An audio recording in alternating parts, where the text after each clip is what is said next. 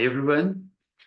Today I would like to discuss a famous portion of equally famous animated movie, Shrek, where there is this donkey that keeps asking, "Are we there yet? Are we there yet?"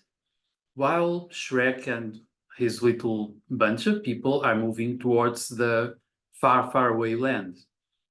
Now, this is, to me, quite interesting because it shows in a funny way how our mind is all the time asking about what comes next.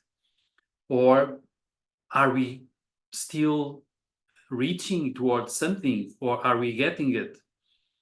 We have many times this tendency to keep searching for results. We want to get something, we want to get somewhere. And our mind, because we are moving in space-time, tends to be a narrative mind, meaning it extends in time in a way. We have all the time this notion that we are moving. We are moving from some place to the next one. Lots of the time, we want to get to the next station, and we sort of pressure ourselves to getting there. We might get frustrated or irritated when something, some obstacle is slowing us down or stopping us from getting to some place or to some result. Our mind has a tendency, lots of the time, to focus in the end results, the end product, something we want to achieve. And this is a problem when we want to search deeper for ourselves and eventually for the essence of the world. In meditation, which is one of the main spiritual procedures for us to try to get deeper in the knowledge about ourselves and the world, this thing with pressuring ourselves and extending our mind in space-time is an obstacle. Let's imagine that we have a vertical axis to ourselves that represents the present time and our connection with the present, and an horizontal one that represents our extension and the extension of our consciousness in space around and in the movement across this space around.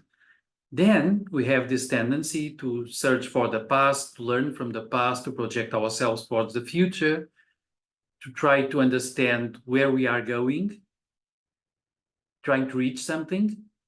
And this keeps us connected and lots of the time attached to the reality around us, to our environment, to our place of existence. And this attachment is also, according to the Buddha and to Buddhism, a classic origin of our suffering. When we are attached to something, what happens to this thing we are attached to, namely results, makes us suffer as long as we don't get it, or we still don't get it, or we might lose it, or we lost it. And then when we sort of quiet down our mind, we no longer, at least for some moments, we no longer try to reach something, to get somewhere, to achieve some result. We are no longer pressuring ourselves. We are just open inside, paying attention, observing in a state that some people would call a state of presence, when we are just here, now. Then eventually we get a deeper peace, and we have a better chance of connecting deep inside to higher levels of consciousness, in a way to higher realms of human existence and experience, perhaps. Now, this thing, are we there yet?